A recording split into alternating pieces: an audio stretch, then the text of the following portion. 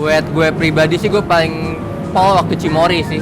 Gue baru ikut OFC event tuh 2 kali dan gue rasa tuh gue puas.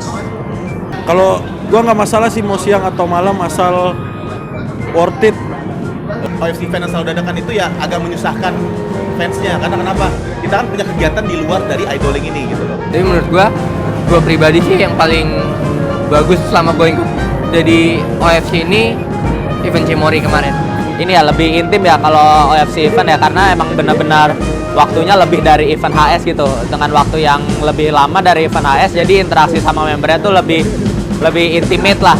Kalau menurut gue sih durasi eventnya kadang ada yang terlalu lama dan ada yang terlalu pendek. Kalau limit ya, ya mungkin satu orang beli bisa sampai 5 lah gitu. Jangan cuma 2, dikit banget gitu kan. Yang gue harapin ya apa yang gue bayar sama yang gue dapat sesuai lah, worth it. Kalau OFC event sering banget single fighter ya. Gue selain ada interaksi sama member juga, gue punya teman-teman baru gitu. Sejauh ini lokasinya masih oke ya, karena masih di sekitaran Jakarta Selatan dan Jakarta Pusat gitu. Tapi 2 event terakhir tim K3 pas bukbernya yang di Kedoya dan yang escape game-nya di Gading Serpong itu agak memberatkan ya, karena emang kebetulan lokasi gue kan dari Depok juga jauh dari sana. Kalau menurut gue sih durasinya ya dipas-pasin aja ya, jadi jangan terlalu cepet, jangan terlalu lambat juga. Yang penting poinnya adalah interaksi kita dengan member oke, terus inti dari acaranya sendiri juga nyampe gitu. Jadi ya dipas-pasin aja, mungkin sejam 2 jam kalau emang acaranya padat dan rapih, tersusun dengan baik, gue rasa segitu. Kita kan event OFC mengincarnya kebersamaan dengan member kan. Kalau dari gua nyambung ke pertanyaan sebelumnya, kenapa orang-orang banyak yang butuh nitip? Karena pengumumannya itu sendiri pun dadakan.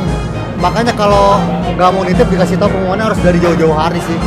Mungkin sebulan sekali, karena nggak setiap orang punya kesempatan untuk ikut event kan di setiap ada eventnya. Jadi mungkin kalau sebulan sekali dia bisa ngukur lah, mungkin bulan ini ikut, 2 bulan kemudian nggak ikut, nanti 3 bulan kemudian baru ikut lagi. Karena kalau misalkan acaranya itu rutin dan kontinu dan terjadwal, orang jadi bisa siap dan bisa ikut gitu loh, bisa menjadwalkan ini bisa ikut itu atau enggak gitu. Kalau menurut saya sih minimal itu 1 bulan 1 kali ada event OFC, karena dengan begitu member-member OFC pun merasa dihargai dengan keanggotaan mereka. Jadi nggak bosan teateran terus atau handshake terus, tapi ada juga event yang mendekatkan diri dengan member. Kalau gue sendiri kan ikut event berdua, Cimory sama yang event shooting. Tapi menurut gue itu udah puas banget sih. Dan menurut gue JOT ini pinter banget ngadain event OFC kayak gini, gue suka. Kalau gue sih mungkin durasinya oke sih, sejam gitu ya, cukup lah ya, sejam cukup. Cuman mungkin dari time managementnya aja kali ya, time managementnya masih kurang. Kadang-kadang misalnya durasinya 1 jam, kadang-kadang bisa kelewatan sampai beberapa jam lebih gitu kan. Tujuan gue ikut OFC event tuh biar gue bisa deket sama member, dan tujuan gue itu selalu tercapai gitu. Dan bahkan beberapa ada yang beyond gitu loh, maksudnya bisa foto-foto bareng sama member, di video sama member gue ikut kerekam walaupun gak sengaja gitu loh. Seru. Ada hal yang beda gitu yang nggak biasa kita dapetin di acara JKT biasa. Kalau yang perlu diperbaiki sih kayaknya cara penjualan tiket satu, terus lokasi-lokasinya tuh yang mudah dijangkau, sama tema acaranya mungkin yang lebih beda-beda lah setiap bulannya. Kalau menurut saya sih dengan cara apply di online gitu bisa membuat lebih adil lah. Ya bisa sih diatur dengan cara online. Online kali ya.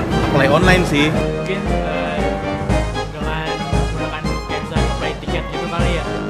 Ya dijual secara online sih. Mungkin kayak FT Theater, apply dan menangnya diumumin di email. Kalau menurut gue di web sih kayaknya lebih oke gitu dengan apply dengan verify.